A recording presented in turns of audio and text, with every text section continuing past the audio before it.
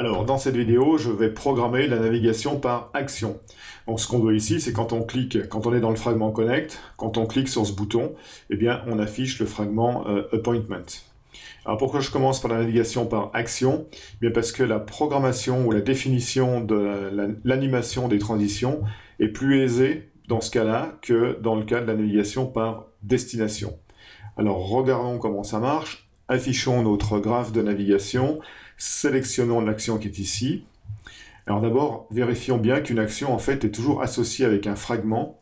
Ça se voit bien ici dans la partie texte. On voit que cette action ici est incluse dans les balises du fragment. Donc une action est associée avec un fragment.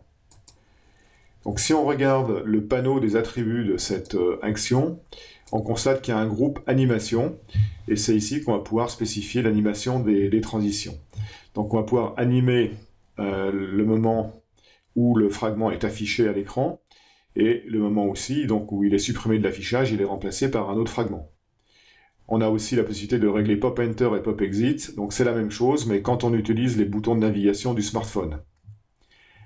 Ok, donc là, ce qu'on va faire par exemple pour Enter, c'est spécifier un fichier XML qui va définir une animation de transition. Donc il nous faut d'abord définir les fichiers XML d'animation. Donc un fichier, une animation, c'est une ressource non compilable. Donc on va se mettre ici dans le répertoire res. Et ce que je vais faire, c'est ajouter un nouveau Android Resource Directory. Et je vais sélectionner ici Anime. C'est le répertoire qui va bien. Je clique sur OK. Anime est créé, et dans Anime, je vais mettre une première animation. Donc ici, je vais créer un Animation Resource File. Pour Enter, je vais vouloir en fait que le fragment qui va être affiché arrive de la gauche de l'écran et translate et glisse vers la droite jusqu'à sa position définitive au centre de l'écran. Donc le fichier d'animation ici, je vais l'appeler slide underscore in underscore left, puisqu'il viendra de la droite, de la gauche, pardon. Ok, slide in left. Et dans le fichier XML, ici, ce que je vais faire, c'est que je vais ajouter une balise translate. Voilà, une balise translate, et vous voyez que on va régler, qu'est-ce qu'on va régler ici? On va régler from x delta. Alors on peut animer soit en horizontal avec from x delta, soit en vertical avec from y delta. Nous, on va animer en horizontal, donc from x delta. Et comme au début, le fragment va être complètement décalé vers la gauche, je vais dire ici, je vais donner un décalage moins 100%. Ok. Ensuite, to x delta. Donc ça, c'est le démarrage. Ça, c'est la fin, l'arrivée. Et là, c'est 0%. Alors attention, 0%. Voilà. Et on peut aussi régler un attribut qui s'appelle duration, bon, qui n'apparaît pas ici, et on ne voit pas duration, mais on va le régler quand même. Il donne en fait le temps de l'animation. Donc on va dire ici Android.duration. Et on va mettre, c'est en millisecondes, on va mettre 700 millisecondes par exemple. Attention, il faut que je mette 700 millisecondes entre guillemets. Voilà. Hop. Et je ferme la balise.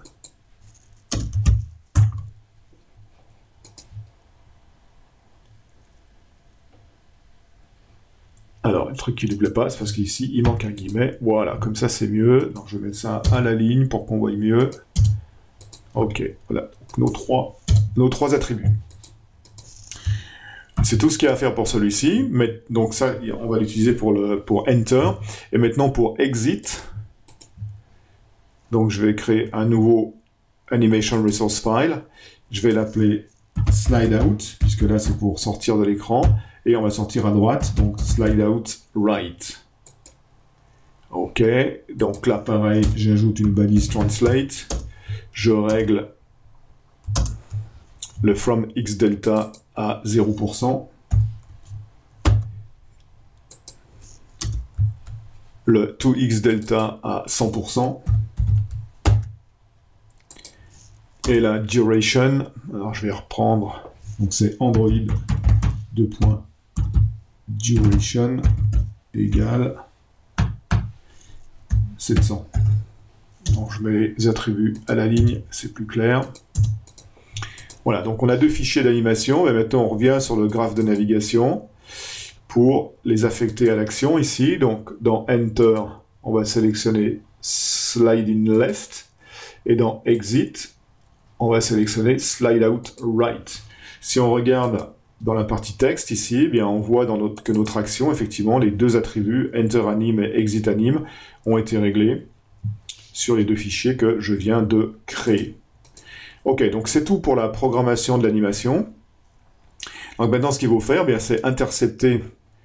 Donc si je me mets sur le layout, si j'affiche le fragment connect, eh bien c'est intercepter le clic sur ce bouton. Ok, donc ce bouton c'est btn nav appointment action.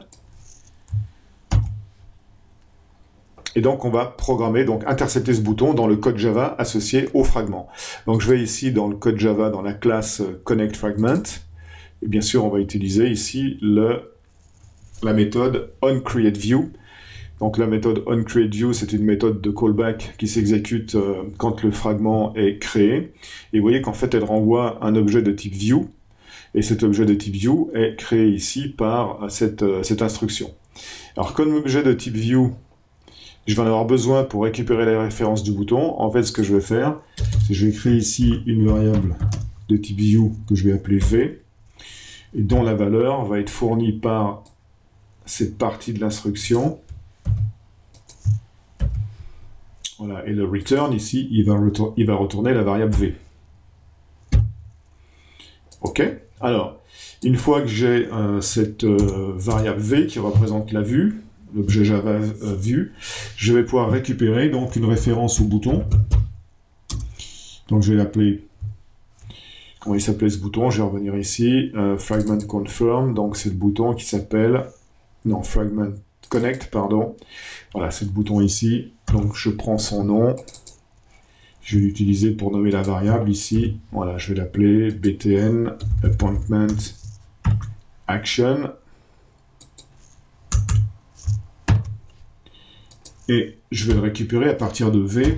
Donc c'est v.findViewById et r.id.btn-nav-appointment-action. Ok, une fois qu'on a ça, maintenant quand on va cliquer sur le bouton, il va falloir détecter l'événement et utiliser le nav controller pour naviguer vers la bonne destination. Donc, ce qu'on va faire d'abord, c'est récupérer le nav host fragment. Nav host fragment. Je vais l'appeler host. Et pour ça, donc c'est un fragment, donc il faut utiliser le fragment manager. Mais le fragment manager, on l'obtient à partir de l'activity. Donc ici, on va utiliser getActivity pour récupérer l'activity. .get support fragment manager. .find fragment by ID. Et l'ID du host fragment, c'est justement nav host fragment. Alors, il va falloir caster en fait le retour. Cast to Android blablabla, nav host fragment. Voilà. Et à partir donc de ce nav host fragment, on va pouvoir récupérer donc une instance du nav controller. Donc ici, j'ai besoin d'une variable de type nav controller que je vais appeler nav controller. Et donc, on a récupéré à partir du host, donc host.getNavController. On va maintenant associer un listener sur le clic sur ce bouton ici. Donc btn appointment click .set onClickListener new onClickListener. Donc on lui passe une instance de l'interface ici qui fournit la méthode onClick. Et dans onClick, qu'est-ce qu'on va faire? On va faire tout simplement navController. Notez bien que pour utiliser la variable navController à l'intérieur du onClick ici, il faut que cette variable soit finale, soit déclarée finale.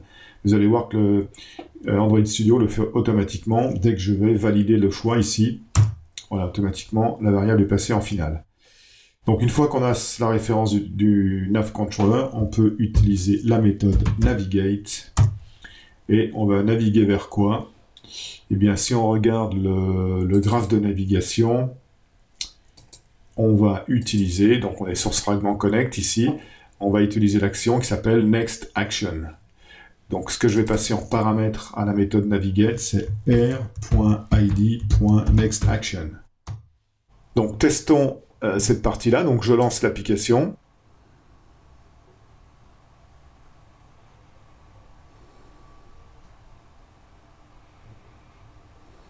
Ok, donc l'application a affiché le fragment d'accueil Connect. Je clique ici sur ce bouton et normalement, voilà, on affiche Appointment Fragment. Et vous voyez qu'on l'affiche en fait avec une transition. Hein. Notez la différence entre cette transition-là et pas de transition quand je reviens sur Connect Fragment. Alors si on veut ajouter une transition justement quand j'utilise le bouton de navigation du smartphone ici, mais en fait qu'est-ce qu'il suffit de faire? Il suffit dans Nav Graph d'aller programmer, donc on va par exemple d'aller programmer Pop Enter et Pop Exit, donc on va reprendre les mêmes, hein. Pop Enter, donc c'est Slide in Left, et Pop Exit, Slide Out Right. J'applique les changements. Ok, les changements ont été appliqués, donc voyons le résultat. Est-ce que j'ai toujours l'animation en passant de Connect à Appointment? Oui. Et si je reviens sur Connect avec le back button ici, eh bien j'ai aussi l'animation. Donc tout fonctionne bien sur cette action-là. Eh bien maintenant, pour programmer la deuxième action ici, le code va être presque exactement le même que celui qu'on a développé ici, mais associé au bouton, donc au bouton ici qui s'appelle, donc ce bouton-là qui s'appelle donc BTN Nav Confirm Action. Voilà, BTN Nav Confirm Action. Donc ce que je vais faire depuis Connect Fragment pour aller plus vite, hein, je vais simplement recopier cette partie-là qui va être exactement la même et je vais l'adapter dans Appointment Fragment. Ici, on Create. Voilà, donc je vais remplacer ça par ce que je viens de copier et je vais le coller ici. Ok, donc par contre, ce qu'il faut faire attention, c'est qu'ici, le bouton ne s'appelle pas BTN Nav Appointment Action, il s'appelle BTN Nav Confirm, puisque là, on va vers le fragment Confirm Action. Pour le reste, il n'y a pas de changement. Ce qu'il faut faire maintenant, c'est dans le graphe de navigation, paramétrer les animations pour cette action-là. Donc on a vu, c'est exactement pareil que précédemment. Donc slide in left et slide out right pour enter et exit. Et slide in left et plutôt pop enter, slide in left pour pop enter et slide out right pour pop exit. J'applique les modifications. Ok, donc vérifions le bouton, Appointment by Action. Ah, Open Up Again. Qu'est-ce qui se passe? Donc là, je vais regarder dans le log 4. Oui, il doit y avoir une erreur dans le code Java, certainement. Null pointer attempt, null pointer exception. C'est sur set on click listener. Donc en fait, il n'a pas récupéré la référence du bouton. Ici, appointment. Alors c'était où? C'était ici. Il doit y avoir un problème là avec BTN Appointment Action. J'ai pas changé le nom ici, c'est plutôt Confirm en réalité si on veut être cohérent. Donc là c'est plutôt Confirm. Ok. C'est pas ça qui crée le problème, hein, mais voilà. Et j'ai dû... qu'est-ce qui se passe là? Fragment Connect. Ben, bien sûr, c'est pas r.layout.fragment connect, c'est r.layout.fragment appointment. Voilà, c'est pour ça. On n'avait pas récupéré. La vue V devait être égale à nul en fait. Ok, donc j'applique, je recompile depuis le début. Allez, appointment by action, confirm by action. Ok, je reviens en arrière avec le back button. L'animation est bien faite. Et l'animation est bien faite aussi ici. Voilà, donc nous avons programmé la navigation par action. Eh bien, suivez-moi dans la prochaine vidéo où je programmerai donc la navigation par destination.